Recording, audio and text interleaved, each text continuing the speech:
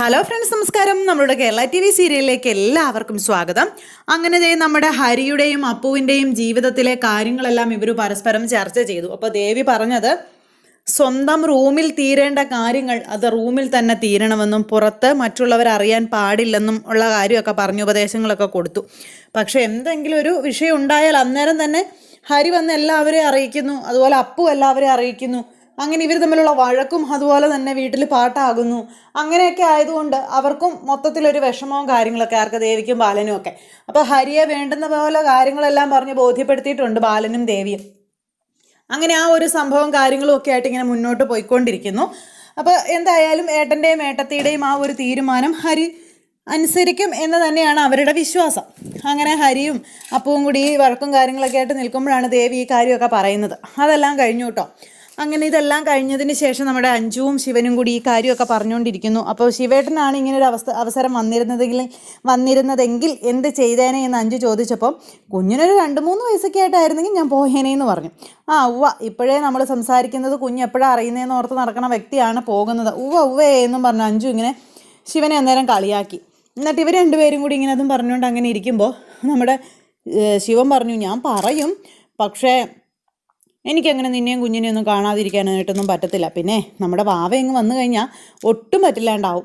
നീ അതിനെന്നെ കളിയാക്കുമൊന്നും വേണ്ടെന്നൊക്കെ പറഞ്ഞുകൊണ്ട് ഇങ്ങനെ അന്നേരം പറഞ്ഞു കേട്ടോ. എന്നിട്ട് ഇവർ രണ്ടുപേരും ഈ ഒരു കാര്യമൊക്കെ പറഞ്ഞിങ്ങനെ തമാശയായിട്ട് ഇങ്ങനെ ഇരിക്കുന്നു. ഇതെല്ലാം കഴിഞ്ഞ് രാത്രിയായി കഴിഞ്ഞപ്പോഴത്തേക്കും എല്ലാവരും നല്ല ഉറക്കമാണ്. നല്ല ഉറക്കം എന്ന് പറഞ്ഞാൽ നല്ല ഉറക്കം. അപ്പോൾ ബാലനും കുഞ്ഞും ദേവിയും കൂടെ കിടന്നുറങ്ങുന്നു.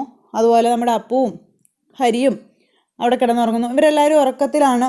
പെട്ടെന്ന് വീട്ടുമുറ്റത്ത് ഒരു കോളിംഗ് ബെല്ലിൻ്റെ ശബ്ദം കേൾക്കുന്നത്. ഈ കോളിംഗ് ബെല്ലിൻ്റെ ശബ്ദം കേട്ടപ്പോഴേക്കും ആദ്യം ആരും എഴുന്നേറ്റില്ല. പിന്നെ രണ്ടാമത് ബെല്ല് വീണ്ടും അടിച്ചു.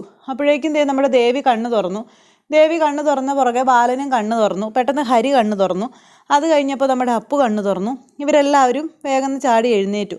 അതുപോലെ ശിവനും എഴുന്നേറ്റു, അഞ്ജു എഴുന്നേറ്റു. ഇവരെല്ലാവരും എഴുന്നേക്കും കേട്ടോ. പക്ഷെ ആദ്യം എഴുന്നേറ്റത് ദേവിയാണ്. എന്നാലും ഇത് ആരായിരിക്കും ഈ സമയത്ത് എന്നോർത്തുകൊണ്ട് ഇവരിങ്ങനെ ഒന്ന് അമാന്തിച്ചിങ്ങനെ ഇരിക്കുന്നു. അപ്പോഴേക്കും നമ്മുടെ ദേവി പോയി തുറന്നോളും എന്നുള്ള കാര്യം ഇവർക്കറിയാം. അതുകൊണ്ട് എല്ലാവരും ഇവർ പതുക്കെ ഇങ്ങനെ എഴുന്നേറ്റു. അങ്ങനെ ഇവർ എഴുന്നേറ്റ് വന്നപ്പോഴേക്കും നമ്മുടെ ദേവി ചെന്ന് വാതിൽ തുറന്ന സമയത്ത് പെട്ടെന്ന് ഒരാളിങ്ങനെ നിൽക്കും. അത് തിരിഞ്ഞാണ് നിൽക്കുന്നത്. അപ്പോൾ ആരായിരിക്കും എന്ന് വിചാരിച്ച് ആരാ എന്ന് നമ്മുടെ ദേവി ചോദിച്ചപ്പോൾ ഒരാൾ തിരിഞ്ഞു നിൽക്കുന്നു. അത് വേറെ ആരും ആയിരുന്നില്ല, നമ്മുടെ കണ്ണനായിരുന്നു അത്. കണ്ണനെ കണ്ടു കഴിഞ്ഞപ്പോഴത്തേക്ക് നമ്മുടെ ദേവി ഒരു നിമിഷത്തേക്ക് സ്തംഭിച്ചു പോയിട്ടോ. കണ്ണന് ഈ നേരത്തെ എന്താ ഇങ്ങനെ വരാൻ തോന്നിയത് എന്നിങ്ങനെ ഓർത്ത്, മോനെ കണ്ണാ എടാ എന്നും പറഞ്ഞുകൊണ്ട് നമ്മുടെ ദേവി ഒറ്റച്ചാട്ടത്തിന് പുറത്തിറങ്ങി.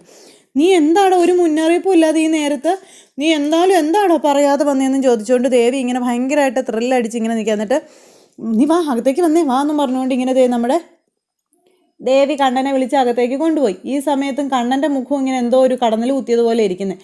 അപ്പോഴേക്കും ഇവരെല്ലാവരും എഴുന്നേറ്റ് വന്ന് കണ്ണനെ കണ്ടപ്പോഴത്തേക്കും ഇങ്ങനെ ഭയങ്കര അന്താളിപ്പോട് കൂടി ഇങ്ങനെ നിൽക്കുക. കാരണം പെട്ടെന്ന് ഒരു ദിവസം രാത്രി കണ്ണൻ ഇങ്ങനെ ഇവരുടെ മുന്നിൽ വന്ന് അവതരിച്ച് നിൽക്കുക എന്ന് പറഞ്ഞാൽ ഇവരാരും ഒട്ടും പ്രതീക്ഷിക്കാത്തൊരു സംഭവമല്ലേ.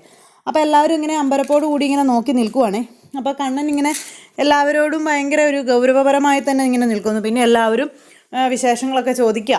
അനീത്തിമാർ, അതായത് അപ്പവും ഏട്ടത്തിയമ്മയെക്കാളും കൂടുതൽ അപ്പവും അതുപോലെ നമ്മുടെ അഞ്ജുവാണ് കണ്ണനെ കണ്ടപ്പോഴത്തേനും ആ ഒരു സന്തോഷം കൊണ്ട് എടുത്ത് തുള്ളി ചാടി ചെല്ലുന്നത്.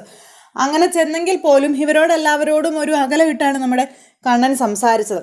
അപ്പോഴേക്കും അവർക്ക് രണ്ടുപേർക്കും എന്തോ പോലെ ആയിപ്പോയി. പ്രത്യേകിച്ച് നമ്മുടെ അഞ്ജുവിന് പെട്ടെന്ന് ഇതൊക്കെ കത്തുമല്ലോ. അതുകൊണ്ട് അഞ്ജു ഇങ്ങനെ ആകെ വല്ലാതെ ആയിട്ട് ഇങ്ങനെ നിൽക്കുക. അപ്പോൾ അഞ്ജു ഇങ്ങനെ പെട്ടെന്ന് അങ്ങോട്ട് പിന്നോട്ട് മാറി കേട്ടോ. അത് കഴിഞ്ഞപ്പോഴത്തേക്കും കണ്ണന് ഭക്ഷണം കൊടുക്കാനൊക്കെ അങ്ങനെയൊക്കെ ദേവി ചോദിച്ചപ്പോൾ ഭക്ഷണമൊക്കെ കഴിച്ചിട്ടാണ് വന്നതെന്ന് കണ്ണൻ ഇങ്ങനെ പറഞ്ഞു. അത് കഴിഞ്ഞിട്ട് പിന്നെ കണ്ണനൊന്ന് റെസ്റ്റ് ചെയ്യണമെന്നൊക്കെ പറഞ്ഞു. അപ്പം അടുത്ത് വന്നതല്ലേ, എന്നാൽ റെസ്റ്റ് ചെയ്യട്ടെ എന്നും പറഞ്ഞുകൊണ്ട് അങ്ങനെ കണ്ണനെ റെസ്റ്റ് ചെയ്യാനായിട്ട് മുറിയിലേക്ക് പറഞ്ഞു വിടുക. എൻ്റെ മുറിയൊക്കെ എങ്ങനെയാണ് ഏട്ടത്തി, എല്ലാം റെഡി ആയോ എന്നൊക്കെ ചോദിച്ചപ്പം നീ പോയെന്ന് കരുതി നിൻ്റെ മുറിയൊന്നും ഞങ്ങൾ നോക്കാതിരിക്കുന്നതാണോ നീ വിചാരിച്ചേ, നിൻ്റെ മുറിയൊന്ന് കയറി നോക്കിക്കേ, ആ മുറി പണ്ടത്തതിനേക്കാൾ അടിപൊളിയായിട്ടാണ് കിടക്കുന്നതെന്ന് പറഞ്ഞു. ശരി എന്നും പറഞ്ഞുകൊണ്ട് നമ്മുടെ കണ്ണൻ ഇങ്ങനെ റൂമിലേക്ക് പോയിട്ടോ. കണ്ണൻ ഇങ്ങനെ പോയി കഴിഞ്ഞപ്പോൾ അഞ്ജു അപ്പവും പരസ്പരം നോക്കി ഇവനെന്താ പറ്റിയെന്നുള്ളൊരിതിൽ. അപ്പം മടുത്ത് വന്നിട്ടാണെന്നുള്ളൊരിതിൽ ദേവിയും ബാലനൊന്നും അത്ര കാര്യമാക്കിയില്ല. അത് കഴിഞ്ഞപ്പോൾ ഇവർ അങ്ങോട്ടും ഇങ്ങോട്ടും പറഞ്ഞു, കണ്ണൻ എന്തോ പറ്റിയിട്ടുണ്ടല്ലോ എന്ന്. രാവിലെ ആവട്ടെ, എന്താണെങ്കിലും നമുക്ക് നോക്കാമെന്നും പറഞ്ഞ് ഇവരങ്ങ് പോയി കഴിഞ്ഞു. രാത്രിയായി, ഇവരെ കിടന്നുറങ്ങി. അത് കഴിഞ്ഞ് രാവിലെയായി എഴുന്നേറ്റപ്പോഴും നമ്മുടെ കണ്ണൻ പണ്ടത്തെ പോലെ ഒരു ഉഷാറോ ചുറുചുറുക്കോ കാര്യങ്ങളോ ഒന്നുമില്ല. ഇവരുടെ അടുത്തേക്ക് അങ്ങനെ വരുന്നൊന്നുമില്ല. അങ്ങനെയൊക്കെ ഇങ്ങനെ ഒഴിഞ്ഞു മാറിയൊക്കെ നിൽക്കുന്നു. അപ്പോൾ അങ്ങനെ നിൽക്കുന്നത് കണ്ടു കഴിഞ്ഞപ്പോൾ ഇതെന്താ സംഭവം എന്ന് ഇവർക്ക് ആർക്കും മനസ്സിലായില്ല. ഇവരെന്നിട്ട് വേഗം തന്നെ, അതായത് അപ്പവും മഞ്ജുവും കൂടെ നേരെ അടുക്കളയിലേക്ക്, ദേവിക്ക് അരികിലേക്ക് ചെന്നു. അപ്പോൾ ദേവി ഇന്ന് ഭയങ്കര ഒരുക്കത്തിലാണ് അടുക്കളയിൽ. കുഞ്ഞനിയൻ വന്നതിൻ്റെ ഇതായിരിക്കും അല്ലേ എന്ന് അന്നേരം ചോദിച്ചു നമ്മുടെ അഞ്ജു. ഇളയ മോനല്ലേ, മോനെ കഴിപ്പിക്കാനൊക്കെയുള്ള പരിശ്രമങ്ങളാണ് ഇവിടെ നടത്തുന്നത് എന്നും പറഞ്ഞുകൊണ്ട് നമ്മുടെ അഞ്ജു ഇങ്ങനെ പറഞ്ഞപ്പോൾ, അതെ, അവൻ എത്ര നാൾ കൂടി വന്നതാ, വായിക്ക് രുചിയായിട്ട് അവൻ എന്തെങ്കിലും കഴിച്ചിട്ട് എത്ര നാളായി കാണും, നമ്മളല്ലാതെ വേറെ ആരാ അവൻ ഉണ്ടാക്കി കൊടുക്കാനെന്നൊക്കെ ചോദിച്ചു. പക്ഷെ ദേവേച്ചി, അവന് നല്ല മാറ്റമില്ലേ എന്ന് ചോദിച്ചു. നല്ല മാറ്റമോ? എന്ത് മാറ്റം? എന്താ നീ ഉദ്ദേശിച്ചേ? അല്ല, അവൻ നമ്മുടെ പഴയ കണ്ണനേ അല്ല, അവൻ്റെ സ്വഭാവത്തിൽ ഒരുപാട് മാറ്റം വന്നിട്ടുണ്ടെന്ന് പറഞ്ഞു. അതൊക്കെ നിനക്ക് വെറുതെ തോന്നുന്നത് അഞ്ജു എന്ന് പറഞ്ഞപ്പോൾ, ഇല്ല, എനിക്കങ്ങനെ വെറുതെ തോന്നുന്നതൊന്നുമല്ല, ഞാൻ പറഞ്ഞത് സത്യമാണെന്ന് പറഞ്ഞു അഞ്ജു. അവൻ്റെ സ്വഭാവത്തിൽ ഒത്തിരി മാറ്റം വന്നിട്ടുണ്ട്. ഞാൻ അവനോട് അത്രയും അടുത്ത് ഓടിച്ചെന്ന് സംസാരിച്ചിട്ടും അവനതൊന്നും മൈൻഡ് പോലും ചെയ്തില്ലല്ലോ. അവൻ എന്തൊക്കെയോ മാറ്റങ്ങൾ സംഭവിച്ചിട്ടുണ്ടെന്നുള്ള കാര്യം ഉറപ്പാണ്. അല്ല ദേവിച്ച് അവനൊന്ന് ശ്രദ്ധിച്ച് നോക്കിക്കേ എന്നൊക്കെ പറഞ്ഞു അങ്ങനെ അഞ്ജു പറഞ്ഞു. അഞ്ജു അത് പറഞ്ഞപ്പോൾ ദേവിയും അതിനെപ്പറ്റി ഇങ്ങനെ ആലോചിക്കാതിരുന്നില്ല. ദേവിയുടെ മനസ്സിലേക്കും ആ ഒരു ചിന്ത പെട്ടെന്ന് വന്നു, അഞ്ജു പറഞ്ഞത് ശരിയാണോ എന്ന്. ഈ സമയത്ത് കണ്ണൻ ഇങ്ങനെ റൂമിൽ നിന്ന് പുറത്തിറങ്ങാതെ റൂമിൽ തന്നെ അങ്ങനെ ഇരിക്കുക.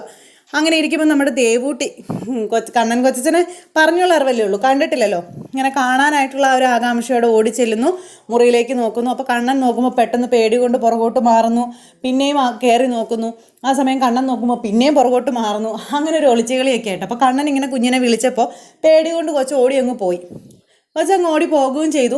അത് കഴിഞ്ഞു പിന്നെ നമ്മുടെ ദേവി ഭക്ഷണം കഴിക്കാനായിട്ട് കണ്ണനെ വിളിച്ചിരുത്തി ഏട്ടത്തിമാരെ ചുറ്റിനിരുത്തി കഴിപ്പിക്കുക. അപ്പോൾ അവിടുത്തെ വിശേഷങ്ങൾ, ചെന്നൈയിലെ വിശേഷങ്ങളൊക്കെ ചോദിച്ചു കഴിഞ്ഞപ്പോഴത്തേക്കും സ്നേഹത്തിൻ്റെ അല്ലെങ്കിൽ ഒരു കൂട്ടായ്മയുടെ, ഒരു ഒത്തൊരുമയുടെ വില അത് ഒരു വെറും വെള്ള പേപ്പറിൽ കുത്തി കുറിക്കുന്നത് പോലെയുള്ളെന്നും ആ പേപ്പർ വലിച്ചു കീറുന്നത് പോലെയുള്ളെന്നും എനിക്ക് ഇത്രയും നാളുകൾക്ക് ശേഷം മനസ്സിലായി എന്നും പറഞ്ഞുകൊണ്ട് നമ്മുടെ കണ്ണൻ ഇങ്ങനെ പറഞ്ഞു. ഇത് കേട്ടപ്പോൾ ഇവരെല്ലാവരും ഇങ്ങനെ അന്തിച്ച് നോക്കുക. കാരണം ചെന്നൈക്ക് പോയ കണ്ണനെ അല്ല, തിരിച്ച് ചെന്നൈയിൽ നിന്ന് ഇങ്ങോട്ട് വന്നിരിക്കുന്നത്. അടിമുടി മാറിയിരിക്കുന്നു. കണ്ണൻ്റെ രീതികൾ, കണ്ണൻ്റെ സ്വഭാവം, കണ്ണൻ്റെ ചിന്തകൾ ഇതെല്ലാം മാറിയിരിക്കുന്നു. അങ്ങനെ സാന്ത്വനത്തെ തകർത്തുകൊണ്ട് ഒരു ബോംബുമായിട്ടാണ് നമ്മുടെ കണ്ണൻ ഇപ്പോഴത്തെ സാന്ത്വനത്തിൻ്റെ പടി ചവിട്ടിയിരിക്കുന്നത്. പാതിരാത്രിയിൽ ആ കട്ട ബോംബുമായിട്ട് കയറി വന്ന കണ്ണൻ ഇനി എന്തൊക്കെയാണ് ആ കുടുംബത്തിൽ ഒപ്പിക്കാൻ പോകുന്നതെന്ന് കാത്തിരുന്ന് കാണേണ്ട വിഷയമാണ്. എന്തായാലും കണ്ണൻ എന്തൊക്കെയോ തീരുമാനിച്ചുറപ്പിച്ചാണ് വന്നിരിക്കുന്നത്. അത് ഗുണമാകാം, ദോഷമാകാം.